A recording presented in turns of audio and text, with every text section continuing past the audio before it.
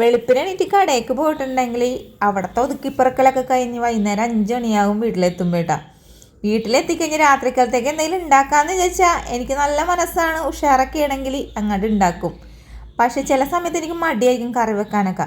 അപ്പം ഞാൻ എന്ത് ചെയ്യുന്നതാണ്, കറിയൊന്നും കൂട്ടാതെ തന്നെ ഉണ്ടാക്കാൻ പറ്റിയ ഒരു റൊട്ടി ഉണ്ടാക്കുവേ. അപ്പോൾ ഇത് ഉണ്ടാക്കാൻ വേണ്ടിയിട്ട് ഞാൻ എന്ത് ചെയ്യുമെന്ന് അറിയുമോ, മറ്റേ തേങ്ങ അതിലിട്ട് ഇച്ചിരി കുളം നല്ല ജീരം എടുത്തൊന്ന് ചതച്ച് മാറ്റി വെക്കും.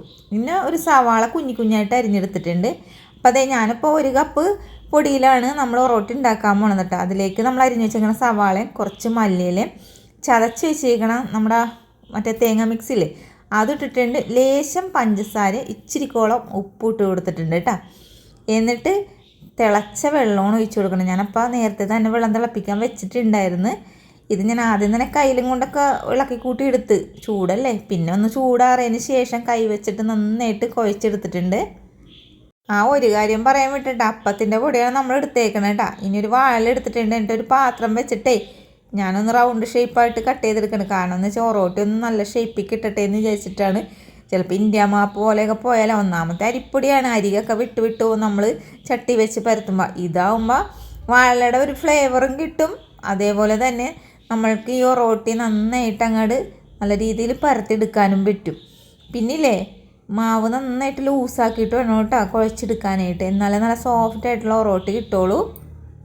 ഇനി ഞാൻ അതിൻ്റെ ഇടയിൽ ചട്ടിയൊക്കെ ചൂടാക്കാൻ വെച്ചിട്ടുണ്ട്. എന്നിട്ട് എന്ത് ചെയ്തെന്നറിയാമോ, ഇതേപോലെ അങ്ങ് ഇട്ട് കൊടുത്ത് എന്നിട്ട് ഈ വാഴ അങ്ങോട്ട് പൊക്കി അങ്ങോട്ട് എടുത്തിട്ടാ. എന്നിട്ട് ഇതിൻ്റെ മുകളിലേക്ക് നെയ്യോ എണ്ണ എന്തെങ്കിലുമൊക്കെ വേണമെങ്കിൽ തേച്ച് കൊടുക്കുക. അതൊക്കെ ഓരോരുത്തരുടെ ഇഷ്ടത്തിന്. അങ്ങനെ തിരിച്ചും മറിച്ചും ഞാൻ ഇതൊന്ന് ചുട്ടെടുക്കുന്നുണ്ട്. അപ്പം നമുക്ക് കുറേ വാഴയുടെ ഒന്നും ആവശ്യമൊന്നുമില്ല. ഈ ഒറ്റൊരു വാഴയുടെ കഷ്ണം ഉണ്ടെങ്കിൽ എത്രത്തോളം റൊട്ടി വേണമെങ്കിലും ഉണ്ടാക്കാൻ പറ്റും. പിന്നെ എരിവൊക്കെ ഇഷ്ടപ്പെടുന്ന ആൾക്കാരാണെങ്കിൽ പച്ചമുളക് കുഞ്ഞു കുഞ്ഞായിട്ട് അരിഞ്ഞിട്ട് അങ്ങനെ ഇട്ട് കൊടുത്തോട്ടാ.